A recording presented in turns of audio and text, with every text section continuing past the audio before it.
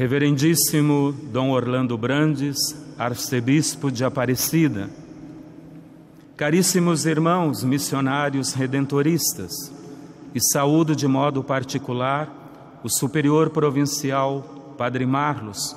Fomos amigos de faculdade, que alegria reencontrá-lo.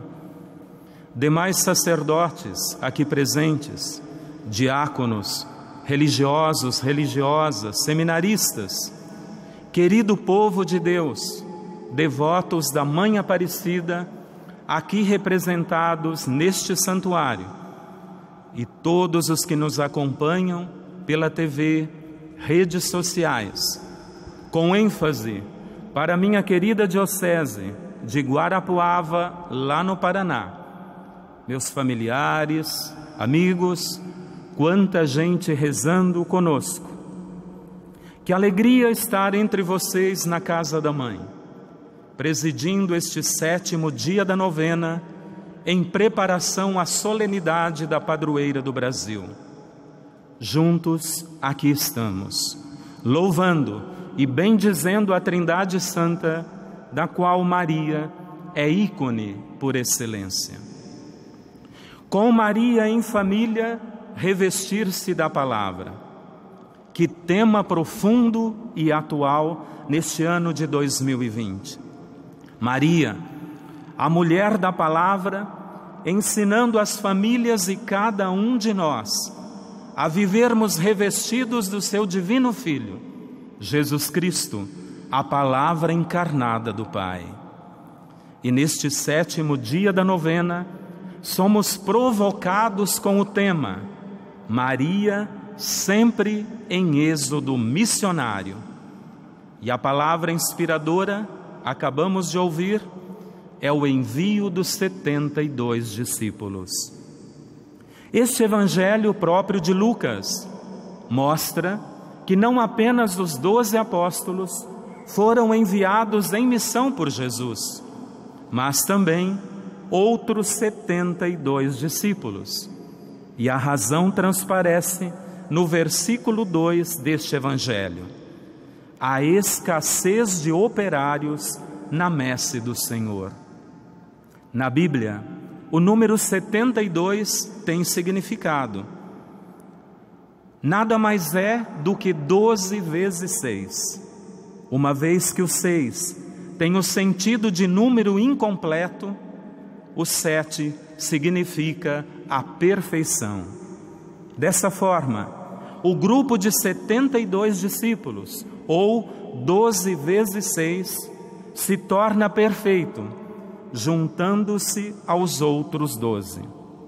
Assim, aos apóstolos, Jesus junta discípulos, homens e mulheres de todos os tempos, raças, culturas, etnias, eu e você, para que em constante êxodo missionário proclamemos as suas maravilhas, sua presença, seu amor ilimitado, a sua misericórdia, e proclamemos a vida como dom maior, que precisa ser cuidada, defendida, pois do contrário, nós estaremos traindo o seu evangelho.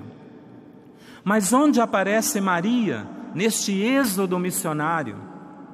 Os evangelhos mostram que Maria precedeu a este envio dos 72. A mãe, como primeira discípula do Filho, ao responder sim ao chamado de Deus, não reteve para si a palavra encarnada. E o Filho, que acabara de ser concebido, enviou a sua mãe. E ela se pôs a caminho à casa da prima, para partilhar o que levava dentro de si.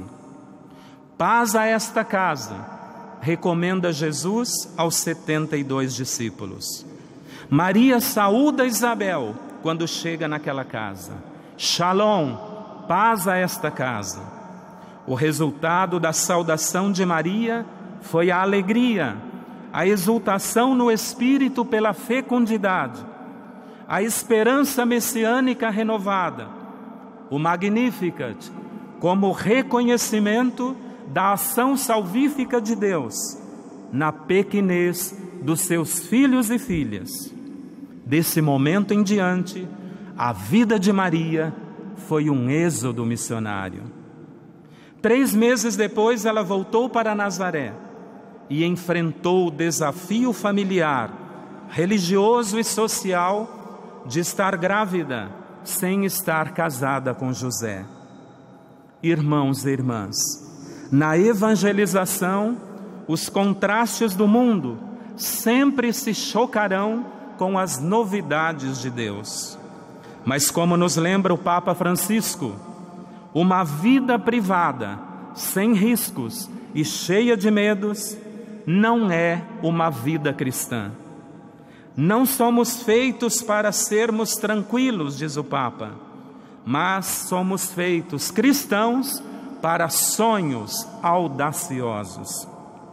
E na sua mensagem para o Dia Mundial das Missões, que será neste mês, dia 18, o Papa nos lembra: neste contexto de pandemia, a chamada à missão aparece como oportunidade de partilha, serviço e intercessão. A missão que Deus confia a cada um faz passar do eu medroso e fechado ao eu resoluto e renovado pelo dom de si. Maria nos ensina a enfrentar os desafios da missão com coragem, com fé e com determinação. Jesus recomendou aos 72 discípulos: não leveis bolsa, nem sacolas e nem sandálias.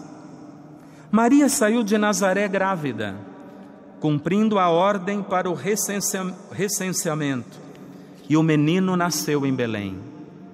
A fuga para o Egito foi um êxodo angustiante, porque a vida estava sendo ameaçada. Depois, o retorno a Nazaré para estabelecer a morada definitiva. A ida e a vinda ao templo para apresentar Jesus. A subida a Jerusalém para a Páscoa. O retorno estafante para procurar o menino que havia perdido. E a volta para Nazaré depois do encontro. Nesses êxodos, há sempre uma família pobre, desprendida da vontade própria e dos bens materiais, sem bolsa, sem sandálias, sem sacolas.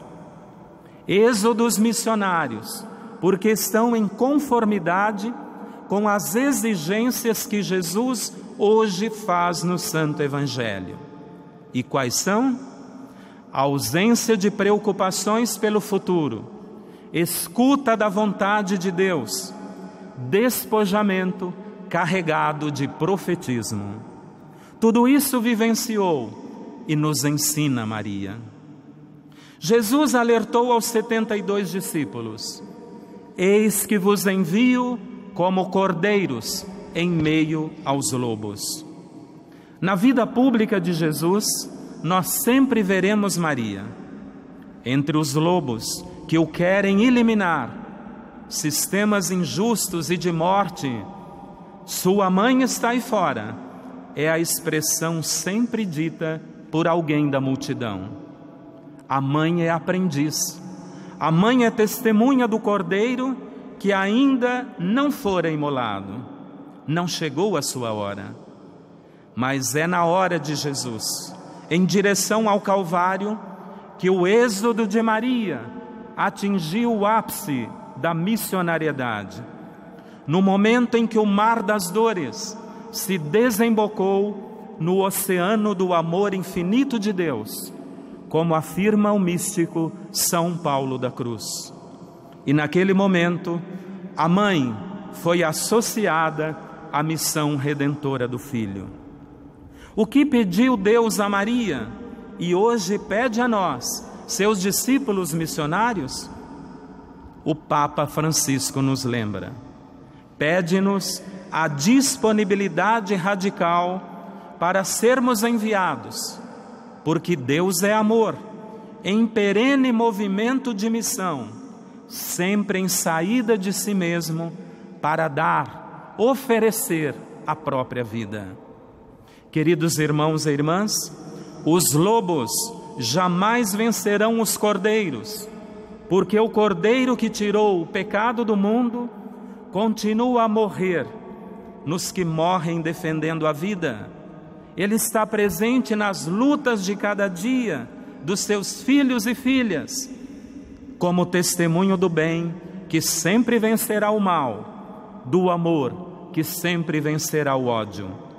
Maria é testemunha primeira desta radicalidade evangélica. No ano de 1717, uma imagem de Nossa Senhora da Conceição elevou-se das profundezas do rio Paraíba.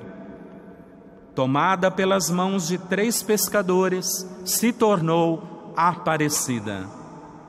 Quantas imagens já foram lançadas em nossos rios e em nossos oceanos e estão adormecidas. Mas esta imagem, pela vontade de Deus, não podia permanecer no fundo das águas. Foi um êxodo difícil, mas sublime e divino. O corpo e depois a cabeça, tudo com significado. Sua cor negra, sua pequena estatura, os pobres envolvidos, os primeiros milagres. No final do envio dos 72 discípulos, aparece a centralidade da missão, no último versículo, quando Jesus lembra: dizei a todos, chegou para vós o reino de Deus. Queridos irmãos e irmãs, romeiros de Nossa Senhora Aparecida, quando saímos de nossas casas para a casa da Mãe Aparecida, este santuário nacional, também em Êxodo, o que é que escutamos neste santuário? Esta imagem está sempre a nos dizer: chegou para vós o reino de Deus. Chegou para vós o reino de Deus. E o que ela nos pede? Que sejamos construtores deste reino, pela escuta do seu Filho, volta para Deus, sensibilidade com a dor do outro, serviço aos mais pobres, cuidado com o planeta, nossa casa comum. Maria nos pede o que o Papa Francisco acaba de escrever na encíclica Fratelli Tutti: uma fraternidade maior que abrace todas as religiões e todos os povos, mais diálogo e respeito para a instauração da paz, amor humanizante e humanizador. Por quê? Porque somos todos irmãos, todos irmãos. Nossa Senhora Aparecida, discípula e missionária em constante êxodo, ajuda-nos nos êxodo ou êxodos de nós mesmos, para que nesta pandemia e na pós-pandemia testemunhemos na alegria do Evangelho a grandeza e a força revolucionária da fé. Amém. Amém.